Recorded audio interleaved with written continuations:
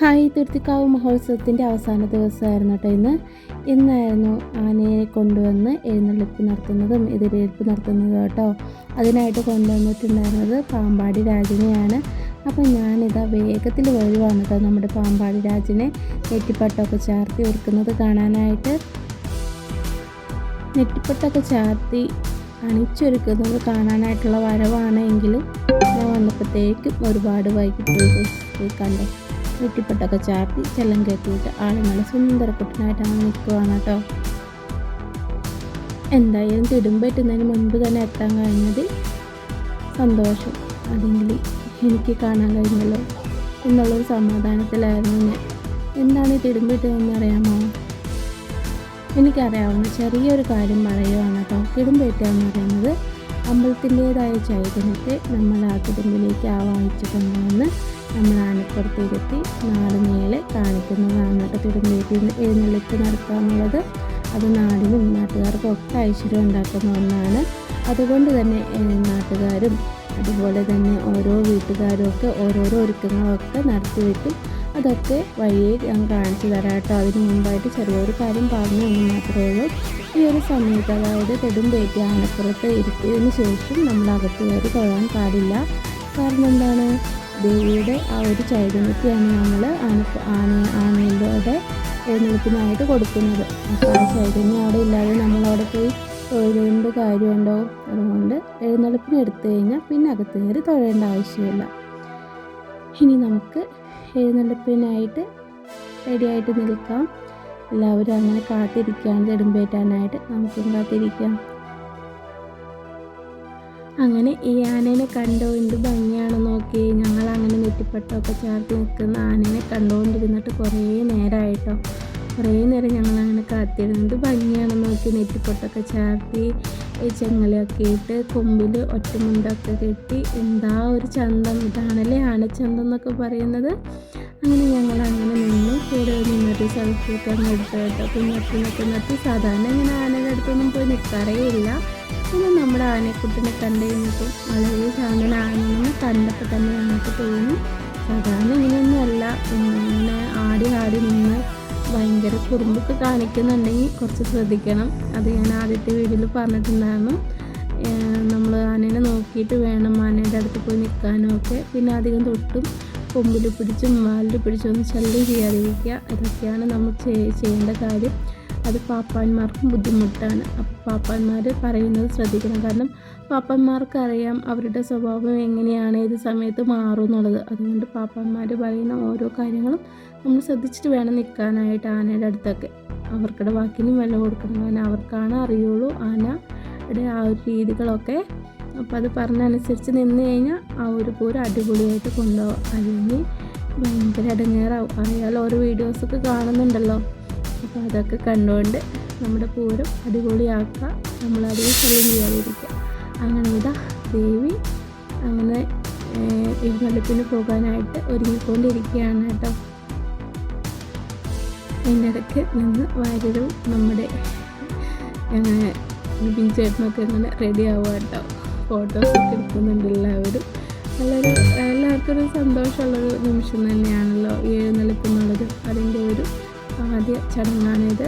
അതിന് വേണ്ടിയിട്ട് റെഡി ആയിട്ടിരിക്കുകയാണ് നമ്മുടെ പാമ്പാടി രാജൻ. എഴുന്നള്ളിപ്പിന് വേണ്ടിയിട്ട് തിടുമ്പേറ്റാനുള്ള പോക്കാണ് കേട്ടോ. ഇനി അവൻ അങ്ങനെ തിരിഞ്ഞു വന്ന് മുറ്റൊക്കെ മടക്കി ഒരു ഇരുത്തമുണ്ട്. അത് കാണേണ്ട കാഴ്ച തന്നെയാണേ. കാണാതെ പോകല്ലേ.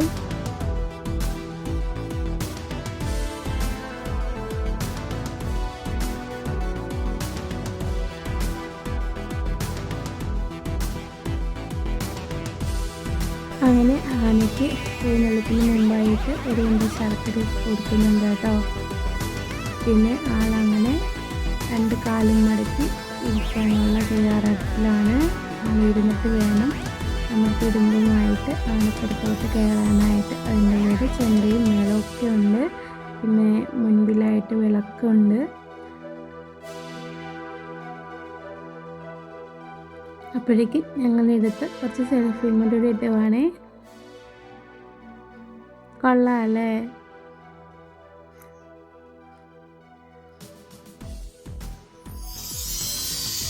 ലൈക്ക്, സബ്സ്ക്രൈബ്, ഷെയർ, കമൻറ്റ് എല്ലാവരും ചെയ്തേക്കണേ.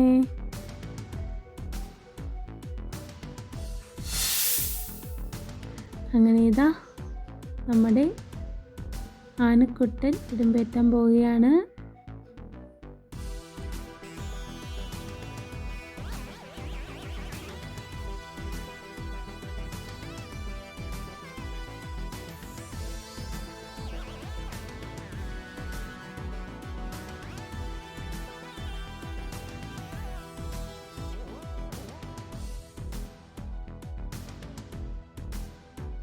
ആന തിടുമ്പേറ്റിയതിന് ശേഷം അമ്പലത്തിന് പ്രദക്ഷിണം വയ്ക്കും കേട്ടോ ഒരു തവണ. അതിന് ശേഷമാണ് എഴുന്നള്ളിപ്പിനായിട്ട് പുറത്തോട്ട് ഇറങ്ങുന്നത്. നേരെ പോകുന്നത് നമ്മുടെ തുരുത്തിയിലുള്ള ആലിൻചൂട്ടിലേട്ടാണ് കേട്ടോ. അവിടെയാണ് നമ്മളുടെ പൂരക്കാഴ്ചകൾ കാണുന്നത്. അതായത് ചെണ്ടമേളം, അങ്ങനെ നല്ല രസമുള്ള ഒരു കാഴ്ചയാണ് പിന്നീട് ഇനി തുരുത്തിക്കവലയിൽ നടക്കാൻ പോകുന്നത്. നമുക്ക് വഴിയെ കാണാം.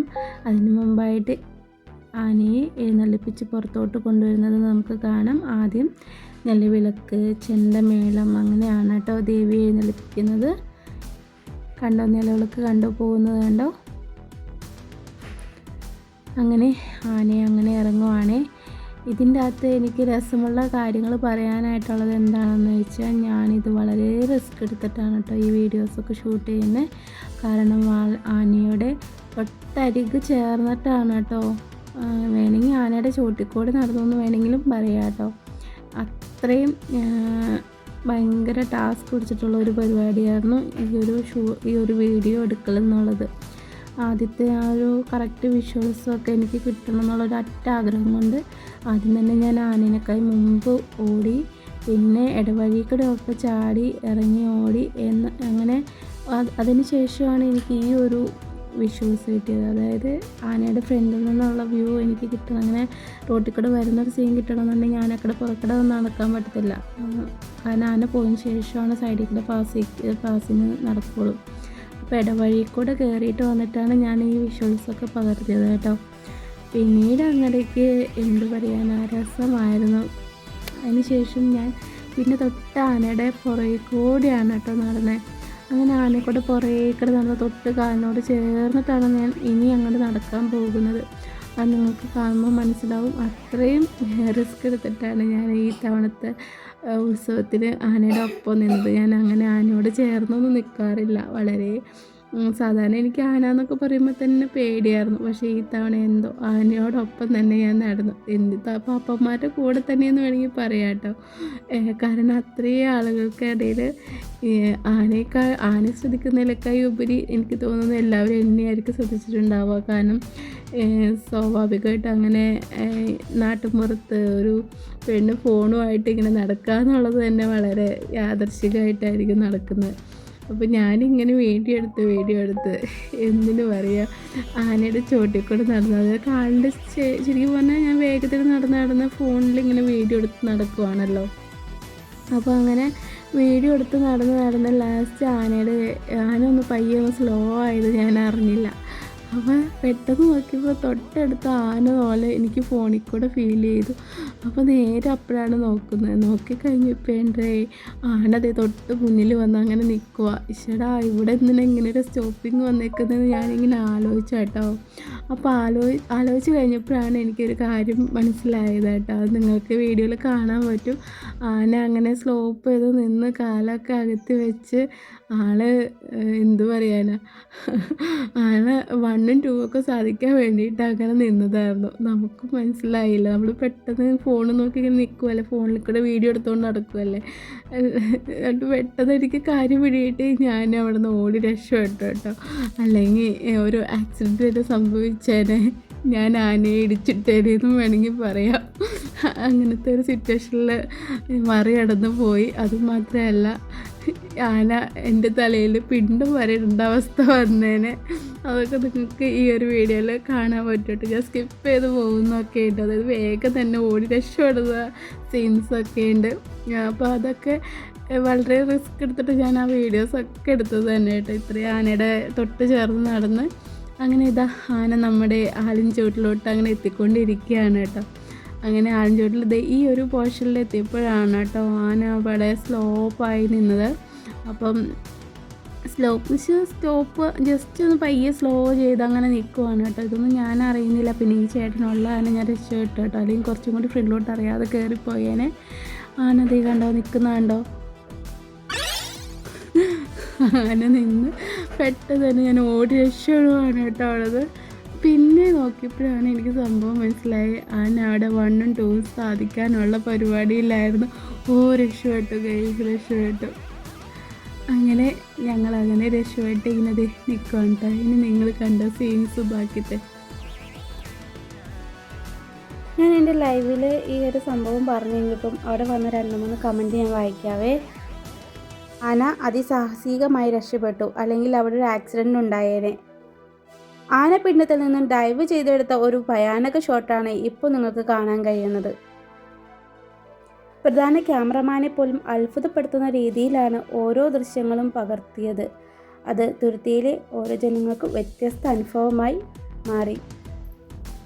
സ്ത്രീ ശക്തി ഒട്ടും ചെറുതല്ല എന്ന് ഉറക്കെ വിളിച്ചു പറയുന്ന രീതിയിൽ ഭയം ലെവലേശമില്ലാതെ ഓരോ ആംഗിൾ നിന്നുകൊണ്ട് ഞാൻ എൻ്റെ കഴിവിൻ്റെ പരമാവധി ഷോട്ടുകൾ എടുക്കാൻ ശ്രമിച്ചു. പ്രധാന ക്യാമറാമാൻ രമണൻ ഞാൻ ചെയ്യുന്ന രീതി അനുകരിക്കുന്നത് കണ്ടപ്പോൾ വല്ലാത്തൊരു അഭിമാനവും തോന്നി. അങ്ങനെ ഇത്രയേ ഉള്ളൂ കേട്ടോ കമൻസ്. ഇതാണ് ഞങ്ങളുടെ തുരുത്തിക്കവല. എങ്ങനെയുണ്ട്? ഇതാണ് ഞാൻ പറയുന്നത്. ഞങ്ങളുടെ ആഘോഷങ്ങളും എല്ലാം നടത്തുന്ന ഒരിടമാണ് ഞങ്ങളുടെ ഈ തുരുത്തിക്കവല. ഞങ്ങളുടെ ഈ ആട് തന്നെ കണ്ടോ, ഈ ആളാണ് ഞങ്ങളുടെ തുരുത്തിക്കവലയുടെ ഐശ്വര്യം തന്നെ. ഇവിടെയാണ് ഞങ്ങളുടെ എല്ലാ പ്രോഗ്രാംസും നടക്കുന്ന ഒരു സ്ഥലം. അതായത് ഉത്സവമായാലും പെരുന്നാളായാലും ക്രിസ്തുമസ് ആയാലും അയ്യപ്പൻ വിളക്കായാലും ഇനി മറ്റ് ആഘോഷ പരിപാടികളായാലും ഓണപരിപാടികളായാലും എല്ലാത്തിനും ഒരുങ്ങുന്ന സ്ഥലം ഞങ്ങളുടെ തുരുത്തിക്കവലയാണ്. അപ്പോൾ എല്ലാവർക്കും thank you so much for watching.